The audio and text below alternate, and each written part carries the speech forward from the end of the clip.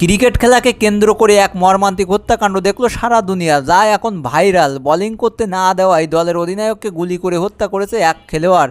স্থানীয় সূত্রে জানা যায় 17 না হয় 18 আগস্ট একটি প্রীতি ম্যাচে বোলিং করার সুযোগ না পেয়ে অধিনায়ক ফখর ইকবালের সঙ্গে তর্কে জড়িয়ে পড়েন এক ক্রিকেটার।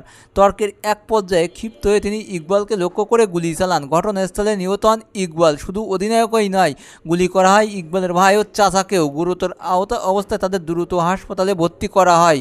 চিকিৎসাধীন অবস্থায় এক সপ্তাহে মৃত্যুর সঙ্গে লড়াই করে সোমবার 25 আগস্ট মারা গেছেন ইকবালের ভাই। তবে চাচা এখনও সংকটপূর্ণ অবস্থায় জীবন মৃত্যুর লড়াই চালিয়ে যাচ্ছেন। এ ঘটনায় ইকবালের পরিবার সহ পুরো এলাকায় শোকের ছায়া নেমে এসেছে।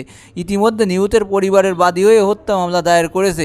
হামলাকারীকে গ্রেপ্তার করেছে গুজরাট পুলিশ। এমন মর্মান্তিক পরিণতির পুরোপুরি পাকিস্তান জুড়ে আলোচনা জন্ম দিয়েছে। আর বন্ধুরা, এইসব আজগবি খবর পেতে আমার চ্যানেলটা সাবস্ক্রাইব করতে ভুলবে না। আর ভালো লাগলে একটা লাইক দিও। ভালো থাকো।